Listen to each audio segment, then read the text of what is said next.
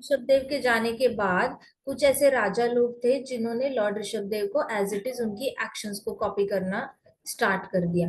अब एक्शंस को कॉपी करना स्टार्ट कर दिया तो लॉर्ड ऋषभदेव के एक्शंस में हरिनाम नहीं था। उन्होंने अंदर से कृष्ण भगवान के रूप के ऊपर ध्यान किया था, लेकिन बाहर से उन्होंने नाम नहीं लिया था। तो इन लोगों ने बाहर बाहर से लॉर्ड ऋषभदेव को कॉपी किया और सारे वैदिक प्रिंसिपल्स को ब्रेक कर दिया। उन्होंने कहा कि कोई शास्त्र पढ़ने की जरूरत नहीं है, आत्मा होती है, लेकिन आत्मा जो होती है वो पूरी तरह क्या होती है, यहीं पे अपना यहाँ पे रहती है जब तक कर्मों के बंधन में होती है, इच्छाओं के बंधन में जब तक भटकी भटकती रहेगी तब तक यहाँ रहेगी। जिस दिन इच्छाएं खत्म हो जाएगी वो निर्वाणा प्राप्त कर लेगी। तो तब से निर्वाणा कॉन्सेप्ट बहुत फेमस हो गया, जहाँ पे उन्होंने बोला कि इच्छाएं खत्म होने के बाद आत्मा ब्रह्म ज्योति में जाके मिक्स हो जाती है। तो क्या होता है, निर्वाणा प्राप्त कर लेती है। नाउ उन्होंने ये भी बोला कि मिट्टी जो होती है, हवा जो होती है, उसकी क्वांटिटी सेम रहती है। इसका मतलब ये पहले से था, है और रहेगा। एंड दैट इटसेल्फ प्रूव्स कि देयर इज नो क्रिएटर।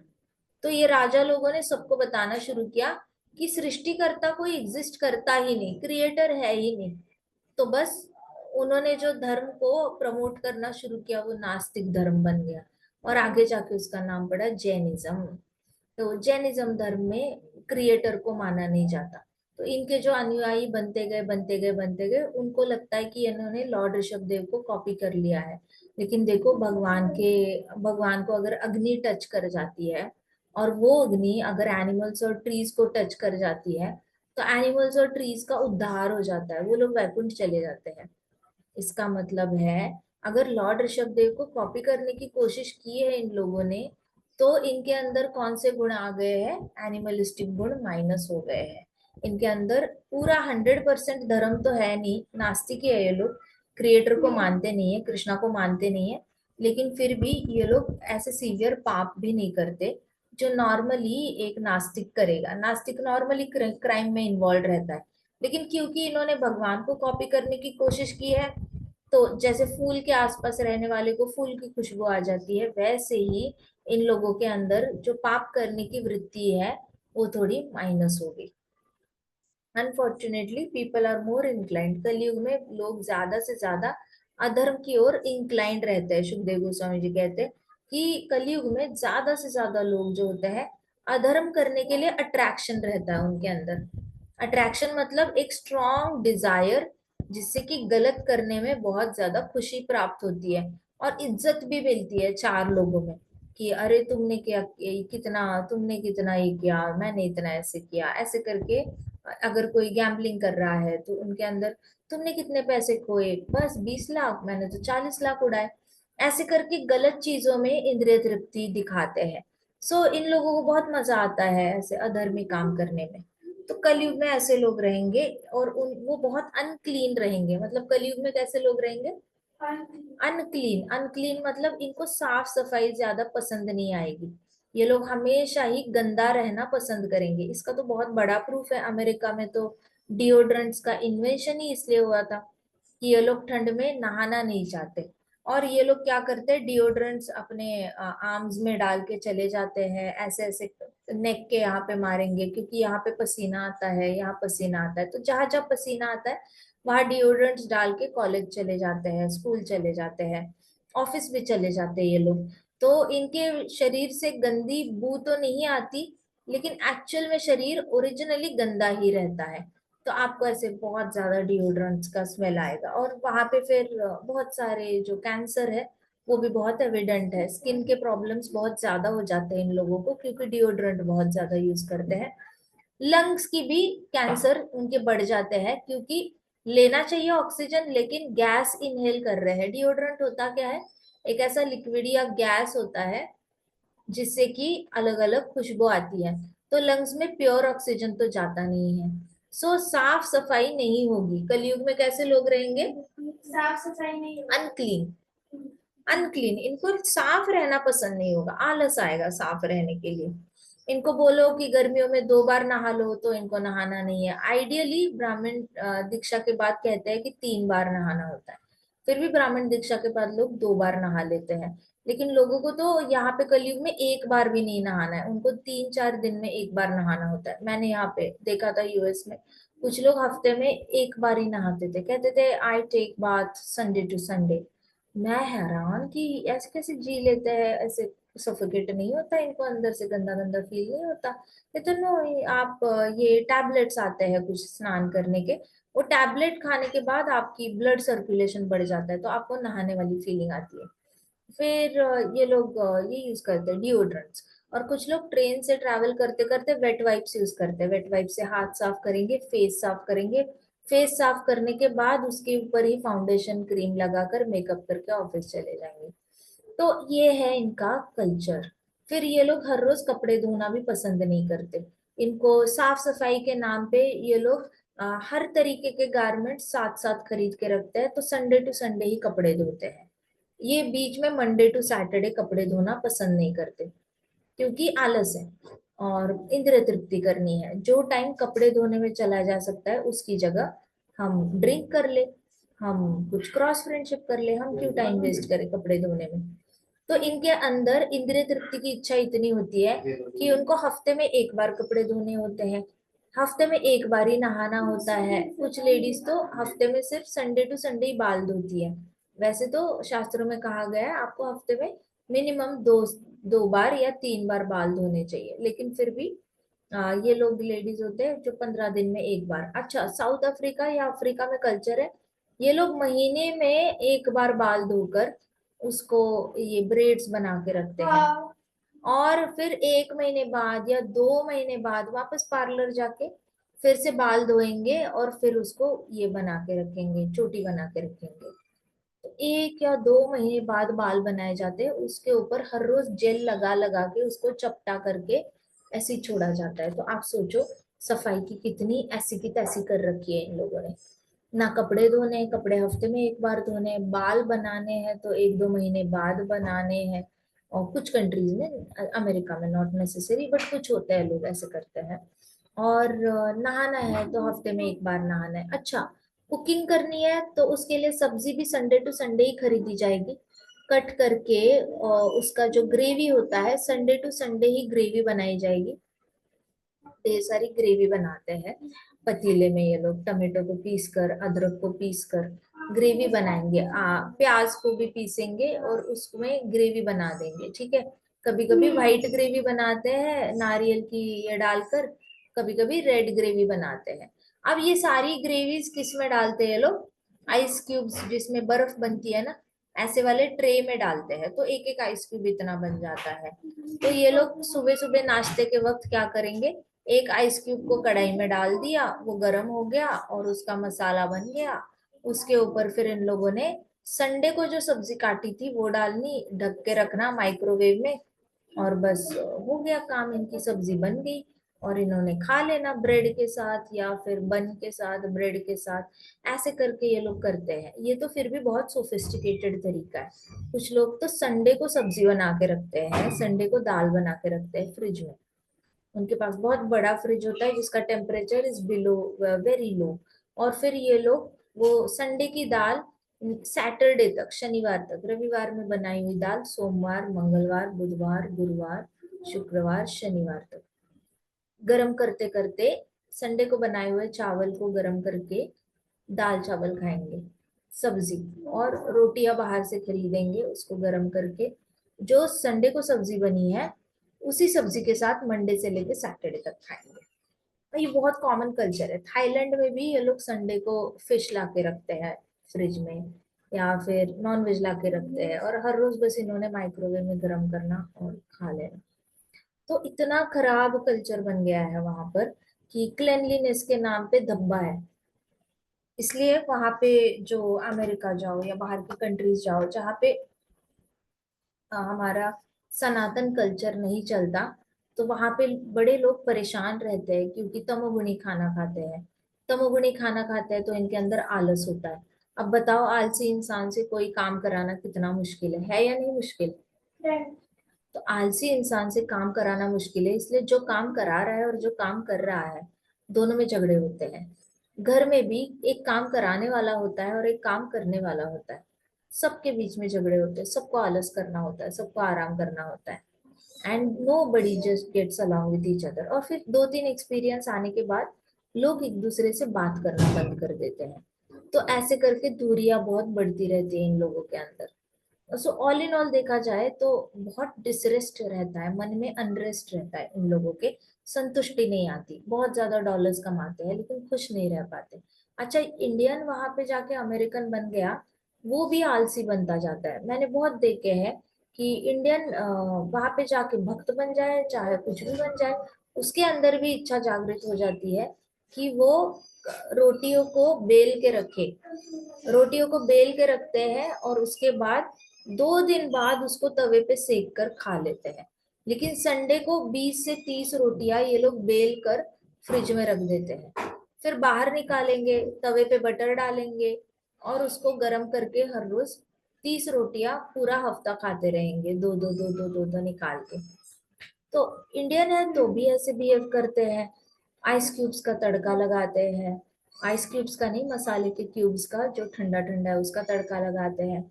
समोसे बनाने हैं तो छोटी छोटी पूरियां बना के रखेंगे, आलू उबाल के संडे को रखेंगे, संडे का उबला हुआ आलू जो मिक्सचर है और पूरी का जो कटिंग करके उन्होंने रखा है, हर रोज सुबह उसमें बस उठाना, उसका एक डंपलिंग बनाना समोसे की तरह और तल देना। अब जो संडे का तेल है, उसी वही तेल नेक्स्ट संडे तक चलता है। वो हर रोज उसी तेल में हर रोज समोसे तल रहे हैं, जो संडे को आलू बनाया हुआ है, आलू का मिक्सचर और पूरी का आटा का ये बना हुआ है। बताओ मुझे, एक संडे को बनाया हुआ खाना आप मंडे को भी नहीं खा सकते। ये लोग 7-7 दिन गरम करके तल के खाए जा रहे, खाए जा रहे। सो सच में तमोगुण, प्रकृति इतनी पावरफुल है, माया इतनी पावरफुल है कि आपकी सत सत विवेक बुद्धि को चोरी कर लेती है और आपको ऐसा इंप्रेशन देती है कि सब कर रहे हैं, उसमें मैं कर लूं तो बुरा क्या, मेरे आसपास कोई नहीं मर रहा ऐसे काम करने से, तो मैं क्यों मरूंगा। भाई माना कि तू जिंदा है, एनिमल्स भी बहुत पुराना पुराना खा लेते हैं, एनिमल्स आपको क्वेश्चन नहीं करते कि ये ब्रेड कब मैन्युफैक्चर हुआ था, क्या ये ब्रेड पिछले हफ्ते इसको फंगस लगा है तो भी एनिमल्स ब्रेड खा लेंगे, डॉग्स को कोई फर्क नहीं पड़ता। माना कि तेरा शरीर बहुत स्ट्रांग है, तुझे कुछ हो नहीं रहा, तेरी आत्मा, तेरी भक्ति तो मर रही है ना, तेरी आत्मा को कहीं से भी तमोगुण के ऊपर उठने का चांस नहीं है, तेरी भक्ति शुरू होने का चांस नहीं है। आपको ऐसे इंप्रेशन आता होगा मैं मंदिर जाता हूँ, मैं ये करता हूँ वो करता हूँ, लेकिन भाव कहाँ है। कृष्ण के लिए प्रेम होता तो साफ सफाई होती, कृष्ण के लिए फ्रेश खाना बनाते, घर में डीटी रखते, कृष्णा को फ्रेश फ्रेश खाना खिलाते। आप कृष्णा को संडे को पकाया हुआ खाना आप Monday Tuesday Wednesday Thursday Friday को कैसे भोग लगा सकते हो। कहाँ है प्यार, कहाँ है आपका। अपने बच्चों से भी प्यार नहीं, अपने बच्चों को भी झूठा खिलाना, पुराना खिलाना, कृष्णा को भी पुराना खिलाना, ये तो आत्मा मरने वाली बात हो गई ना।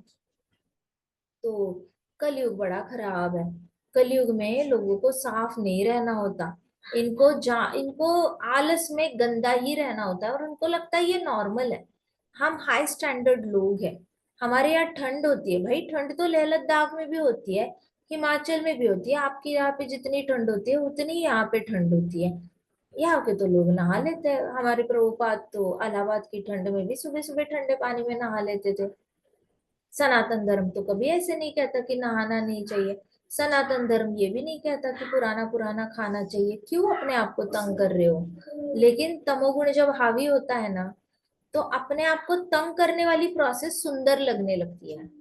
स्मोक करके अपने लंग्स को खराब करना कूल लगने लगता है, ड्रिंक करके लीवर को खराब करना स्टेटस लगने लगता है, पुराना खाना बहुत ही ज्यादा हाई स्टैंडर्ड लगने लगता है, because we are so called busy, and India में लेबर चीप है, हमारे पास कोई हेल्प नहीं है, इसलिए। तो इसलिए मैंने बहुत देखा है ये सब लोग ऐसे बिहेव करते हुए। I just don't understand, Bhagavad Gita का एक श्लोक इनके दिमाग में जाता ही क्यों नहीं है कि आप पुराना नहीं खा सकते 3 घंटे से पहले, ये पढ़ के भी ऐसे क्यों करते हैं, इसका जवाब मेरे पास है नहीं। तो परीक्षित महाराज अभी उनको बताया उन्होंने कि कलयुगी लोग जो होंगे वो बहुत अनक्लीन होंगे and they will neglect supreme personality of godhead. तो ये जानबूझ के निग्लेक्ट करेंगे कृष्णा को। घर में डीटी होगी ना तो भी ऐसे बिहेव करेंगे कि घर में डीटी है ही नहीं, ना डीटी के बारे में उनको ध्यान आएगा, ना सोते हुए डीटी के बारे में सोचेंगे, ना उठने के बाद डीटी के बारे में सोचेंगे, ना उनके खाने के बारे में सोचेंगे, पीने के बारे में सोचेंगे, उनको स्नान कराना, उनको डेकोरेट करना, कुछ नहीं सोचते।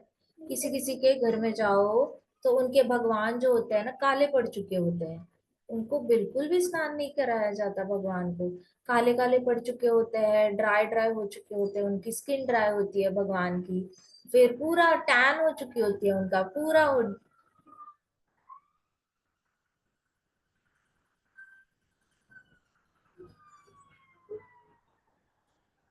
हाथी आ गया, पापा को बोले हाथी आ गया। सो they will deride victory, they will remain unclean and neglect the supreme lord। आवाज तो नहीं आ रही आपको हूटर की? आ रही है क्या? बहुत जोर से आ रही है? आवाज आ रही है जोर की बाहर से? माता जी जोर से नहीं आ रही बट आ रही है। ओहो, मुझे बता देना अगर नहीं सुनाई देता, ठीक है? मुझे थोड़े बता देना, मुझे तो बहुत जोर से आ रही है। So they will remain unclean and neglect supreme personality of godhead. तो ये सच है। मैंने आपको एक एग्जांपल भी दिया है। यूके में एक फैमिली थी, इंडियन फैमिली थी, और उन लोगों ने स्टेयरकेस जाती है ना, उसके नीचे जो एक छोटा सा कबर्ड होता है ना, उसके अंदर भगवान का मंदिर बना के रखा था। हर रोज कबर्ड खोलना, उनका सर्वेंट वहां पे झाड़ू मारेगा, साफ करेगा, और इलेक्ट्रिसिटी का दिया लगाएगा, फिर ढक कर रख देना, और कहते हम हमारे घर में बहुत अच्छे से सेवा करते हैं। हमारे महाराज गए थे, नहीं आया हमारे पास, नहीं आया, नहीं आया हमारे पास। बाहर की लाइट ऑन है, पापा को बोलो गार्डन की सारी लाइट्स ऑन कर दो। तो यहाँ पे वो यूके में महाराज ने देखा कि कहाँ है आपके कृष्ण, कहाँ है आपके कृष्ण, कहते ये क्या है। और जहाँ पे जूते निकालते हैं ना, जूते निकालने का कबर्ड था, जूते निकालने का कबर्ड ऐसा है, उसके ऊपर कबर्ड था जिसके अंदर कृष्णा का मंदिर बनाया था। और फिर वो दरवाजा खोलना, उनका नौकर डस्टिंग करेगा और एलईडी बल्ब लगाएगा अंदर, ऐसे छोटा सा दिए का शेप का था, वो लगाएगा, वो लगाएगा, स्विच ऑन करेगा लाइट और फिर बंद करेगा। तो महाराज कहते इससे तो आपका जो नौकर है वो वैकुंठ जाएगा, आप कैसे जाओगे? कहते नहीं नहीं, वो हमारी वजह से ही उसको सेवा का मौका मिल रहा है, इसलिए वो जाएगा, हम भी जाएंगे। अपने से कॉन्सेप्ट है, and they call themselves devotees. किस एंगल से आप डिवोटी हो? आप क्यों अपने आप को डिवोटी कह रहे हो? जब आपको कृष्ण से ऐसा प्रेम करना है, नीचे जूते, और उनको कन्फ्रंट करने जाओ, उनको पूछने जाओ तो कहेंगे अमेरिका में ऐसे ही होता है, इंडिया के जैसे बड़े बड़े जगह नहीं होती हमारे पास रखने के लिए, मंदिर रखने के लिए, तो हमें जहाँ पे भी जगह मिलती है वहां पे भगवान एडजस्ट कर लेते हैं, भगवान तो करुणामय है, भगवान तो माफ कर लेते हैं। भाई भगवान माफ करते तो आप जूते के ऊपर रखोगे भगवान को? कहाँ है प्यार, कहाँ है इज्जत, कहाँ है? कोई फीलिंग ही नहीं है भगवान के लिए। तो कलयुग के लोग ऐसे होंगे जो निग्लेक्ट करेंगे भगवान को, भगवान के सामने जूते पहन के जाएंगे, भगवान के सामने हम मंदिर में जूते उतारते हैं बाहर, लेकिन कलयुगी जीव भगवान के सामने जूते पहनने से भी उनको शर्म नहीं आएगी। बड़ा खराब कल्चर है कलयुग का। सो दे विल, इसलिए ना कलयुग में रहने की इच्छा नहीं रखनी चाहिए, जितना जल्दी निकल जाओगे उतना बेटर है। आना नहीं है वापस, बहुत बिल्कुल नहीं आना वापस। रात को सोते वक्त हरि नाम लो, सुबह उठते वक्त हरि नाम लो, ये आपका, आपके भक्ति में total it will add on. आपको पता है आप सोते कितने, आप बताओ, हमने कैलकुलेट किया था हम कितने साल सोते हैं अपने 100 साल की जिंदगी में। नहीं, सोते सोते कितने साल है? हर रोज अगर 8 घंटा सोए तो 80 कर दो, 60 कर दो, 8 मल्टीप्लाई बाय 365 मल्टीप्लाई बाय 80 कर दो, 80 साल की जिंदगी में निकालना है। हाँ, तो 2,33,600 आवर्स डिवाइड बाय 365 कर दो, 640 डेज, 640, तो 640 डेज मतलब तकरीबन 2 साल, 2 साल 53। कुछ तो गड़बड़ हो रही है, हमने कैलकुलेट किया था। जुई कहाँ है, जुई के पास लिखा हुआ होगा। 2 साल सोते हैं। नहीं, 3 साल की भक्ति करते हैं, 2.5-2.5 घंटे की बस। अगर सिर्फ 2.5-2.5 घंटे चैंटिंग करो तो भी सिर्फ 3 साल की भक्ति हो जाती है। नहीं, नहीं। अगर मान लो हम 8 घंटा सोते हैं, ठीक है, 1 साल में हम कितना सोएंगे, 2920।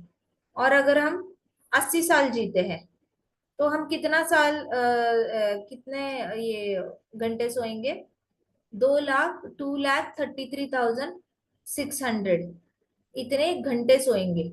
इसका मतलब कितने दिन सोएंगे, इक्वल टू, नहीं नहीं, 1 मिनट।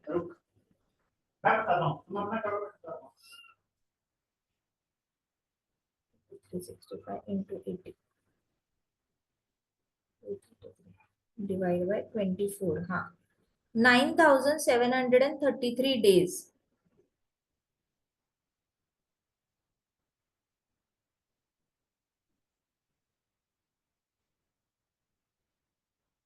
26 साल, 26 से 27 साल, 26.66 ईयर्स लिख लो, किसी को नोट्स बनानी है तो। कितने साल हम सोते हैं पूरी जिंदगी में, अगर 80 ईयर्स जीते हैं तो 26.66 ईयर्स हम सोते हैं। सुनाई दे रहा है सबको?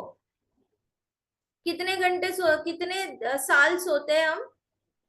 26 to 27 years। 26 to 27 years. तो स्लीप को स्पिरिचुअलाइज किया तो हमारा सुकृति का कोटा कितना बढ़ेगा? 26 to 27 years का। Isn't it amazing?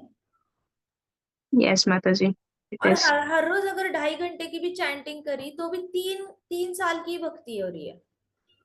2.5 घंटे के हिसाब से 80 साल नहीं, हमने 100 साल में कैलकुलेट किया था, तो 100 साल में सिर्फ 3 साल की भक्ति है। तो आपको रात को जाप करते हुए सोए और सुबह जाप, मैं गारंटी देती हूँ, मैं जब जाप करके सोती हूँ ना, मैं जाप करते करते ही उठती हूँ। अगर मैं चरण कमल याद करते करते सोती हूँ, सुबह सुबह चरण कमल ही उठा देते हैं मुझे। आप जो भी चीज सोचते सोचते सोते हो ना, आप वही चीज को याद करते करते उठते हो। और भगवान आराम से, आप 9 साढ़े 9 के बीच में सो जाओ, आपको भगवान 3:50 पे उठा ही देते हैं, कभी 3 बजे उठा देते हैं, वॉट एवर इट इज। लेकिन मैग एडवांटेज लो नींद का, वेस्ट मत करो नींद, ठीक है, टाइम वेस्ट नहीं करना है। नींद का एडवांटेज लेना है या नहीं लेना?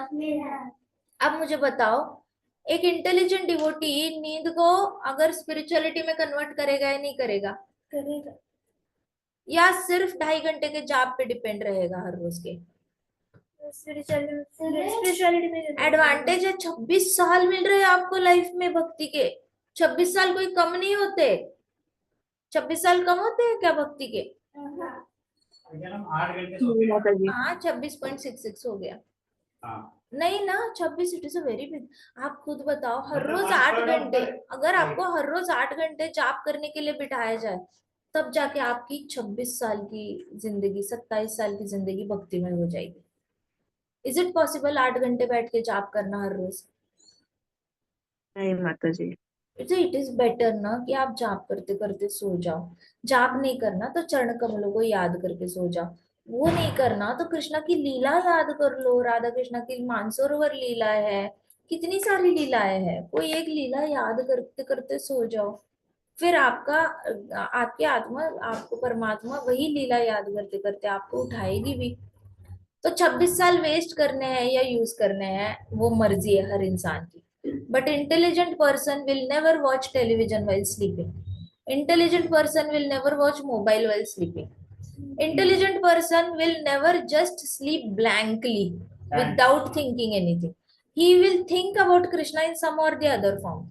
कुछ ना कुछ तो कृष्ण के बारे में सोच के 26 सालों को एनकैश करेगा, लेकिन वेस्ट नहीं करेगा। लेकिन यहाँ पे क्या होता है, कलयुग के लोग जो होते हैं वो कृष्ण भगवान को क्या करेंगे, पूरी तरह निग्लेक्ट करेंगे। निग्लेक्ट करेंगे मतलब उनको पता है हाथ में, ऐसा हाथ में हरि नाम है, ऐसे हाथ में राम नाम है, लेकिन निग्लेक्ट, चलो ठीक है तो है, नहीं है तो नहीं है, क्या फर्क पड़ता है। आज मैं किसी से बात कर रही थी, उसने पता है क्या कहा, उसने कहा कि इस जन्म में बैक टू गॉडेड जाने की कोई जल्दी नहीं है। अधर्म कर सकते हैं, गलतियां कर सकते हैं, ये कहा उन्होंने। सो आई वॉज रियली शॉक्ड कि ये कहाँ से आ रहा है, I don't know. So Parikshit Maharaj, the लोग लोग यहाँ पे कहा गया कलयुग में, कलयुगी पीपल इन कलयुग विल डिराइड वैदिक अथॉरिटी, मतलब वो वैदिक अथॉरिटी जो भी वेद शास्त्रों को पढ़ा रहा है उसको नीचा देखेंगे, ब्राह्मणों को नीचा देखेंगे, डिवोटीज को नीचा दिखेंगे, जो भक्त लोग हैं उसको भी नीचा देखेंगे, और फिर भगवान को भी नीचा देखेंगे। तो आपको सारे मायावादी पता है, मायावादी जो है डिवोटीज को नीचे देखते हैं, कृष्णा को भी नीचे देखते हैं। नास्तिक जो धर्म है, जैनिज्म इज अ नास्तिक धर्म, वैसे तो बुद्धिज्म भी है, लेकिन जैनिज्म वाले they look down upon devotees, they look down upon Krishna also, and they look down upon Brahmanas also. तो इनके हिसाब से हम सब उल्लू है, क्योंकि हम एक फॉर्म को वर्शिप करते हैं और हम कृष्णा को क्रिएटर समझते हैं, तो इनके हिसाब से हम बुद्धू है। तो ये सारे लोग ऐसे कलयुग में काफी सारे मिलेंगे जो बिल्कुल भी इज्जत नहीं करेंगे, जो धर्म की स्थापना करना चाहते हैं उनके लिए। So these low class people will automatically fall down in the darkest region of existence. तो प्रभुपाद सुखदेव गोस्वामी जी कह रहे हैं कि ये लो क्लास लोग हैं, वो ऑटोमेटिकली मृत्यु के बाद कहा जाएंगे एक्सट्रीम नर्क में जाएंगे। एक्सट्रीम नर्क मतलब जिस नर्क में भगवान को किल करने की सजा मिलती है। भगवान को किल करने की सजा क्या होती है कि आपको वहां जाकर बार बार किलिंग करी जाती है आपकी, आप अपने सामने अपनी मृत्यु देखते हो और अपने सामने अपनी ही मृत्यु आप बार बार करते हो। इट इज लाइक आपके हाथ में चाकू दिया जाता है और कहते हैं कि मारो, तुम अपने आप को जितनी बार ऐसे ऐसे कर सकते हो तब मारो। पहली बार मारने के बाद अगर आप नहीं मरे तो कहते हैं कि निकालो हाथ, वापस मारो, निकालो हाथ, वापस मारो, निकालो हाथ, वापस मारो, ऐसे चाकू लेकर you have to kill yourself again and again and again. क्यों? क्योंकि आपने अपनी तो आत्मा ही किल कर दी पृथ्वी पे जाकर। आपने इसको क्या कहते हैं, भगवान को मारा और अपनी आत्मा को भी मारा। तो आपको तो बड़ा शौक है भगवान को किल करने का, भगवान एग्जिस्ट ही नहीं करते। आपको तो बड़ा शौक है अपने आप की भक्ति भी किल करने का, आपको तो आपका खुद का भी भला आपको किल करने का बहुत शौक है, तो जो करो अपना भला किल करो। ऐसे करके ऐसे लोगों को बहुत बड़ी पनिशमेंट। इसलिए जो लोग कभी भी अपनी प्रॉब्लम सॉल्व नहीं करते, जन्म मृत्यु जरा व्याधि की, ये लोग गारंटीड नर्क में जाते हैं, क्योंकि इनको अपनी प्रॉब्लम सॉल्व नहीं करनी होती। भाई तूने अपनी प्रॉब्लम सॉल्व करी तो तू हजार लोगों की प्रॉब्लम सॉल्व कर पाएगा, हाँ या ना? बट तूने अपनी प्रॉब्लम नहीं सॉल्व करी तो बोलते हैं कि चल चाकू ले मार, क्योंकि तूने अपने माइंड से काम किया, वो तूने अपने मन से गंदा काम किया, खुद का भला नहीं किया और दूसरों का भी भला नहीं किया। अब तू हाथों से अपना बुरा कर, क्योंकि तू जो कर रहा था आत्मा का बुरा कर रहा था, वो अब हम दिखाते हैं कि हाथों से अपना बुरा कैसे किया जाता है। तो जो स्मोक करते हैं, ड्रिंक करते हैं, वो भी ऐसे छुरा खोपने वाला ही काम करते हैं, बट उनको समझ नहीं आता कि वो कर रहे हैं। तो नर्क में उसको प्रॉपर पर्सोनिफिकेशन दिया जाता है, उनकी मोटी बुद्धि को ये समझाया जाता है कि तूने जो पृथ्वी पे काम किया वो एग्जैक्टली यही काम था। उनको ऐसे सिखाया जाता है, समझाया जाता है, और उनको मेमोरी भी दी जाती है कि तू याद कर तूने वहां पे क्या किया, तूने याद कर तूने कैसे अपना नुकसान किया। और हर एक पाप याद करके अपने ही पेट में छुरा घोंपना होता है। एंड जो फाइनल मृत्यु आती है तो उनको बोला जाता है, फिर वो जो यमदूत होते हैं वो छुरा पकड़ते हैं और फिर उसको ऐसे गोल गोल घुमा के उसमें से आतड़ियां निकाल लेते हैं उसके सामने, और फिर उसकी मृत्यु होती है। लेकिन वहीं पे उसका वापस जन्म हो जाता है। ऐसे multiple times he is suppose to kill himself. तो ये low class people they fall down into the darkest region of, जैसे हमारी पृथ्वी पे काला पानी जेल है, वैसे नर्क में सबसे नीचे पाताल होता है। पाताल में एक रे ऑफ लाइट नहीं आती, बिल्कुल लाइट नहीं होती। तो वहां पे गिरने वाला अंधेरे में गिरता है, अंधेरे में उसको समझ ही नहीं आता कि उसके साथ हो क्या रहा है, लेकिन बड़ी बड़ा सारा परेशानी हो रही होती है। उसको मारने वाला भी नहीं दिखता, कोई दिखता नहीं उसको, नथिंग। उसको अपने कुछ दिखता ही नहीं उसके साथ हो क्या रहा है, बस उसको इंस्ट्रक्शन सुनाई दे रहे होते हैं कि ये हाथ में है, ये तूने अपने पेट में डालना है। सो ही प्रैक्टिकली उसकी आंखें बहुत बड़ी बड़ी खुली रहती है लेकिन दिखता कुछ नहीं है। So Parikshit Maharaj face showed disappointment, Parikshit Maharaj को बहुत बुरा लग गया. How unfortunate that these people could not follow lord Rishabhdev instructions on devotional service of Lord.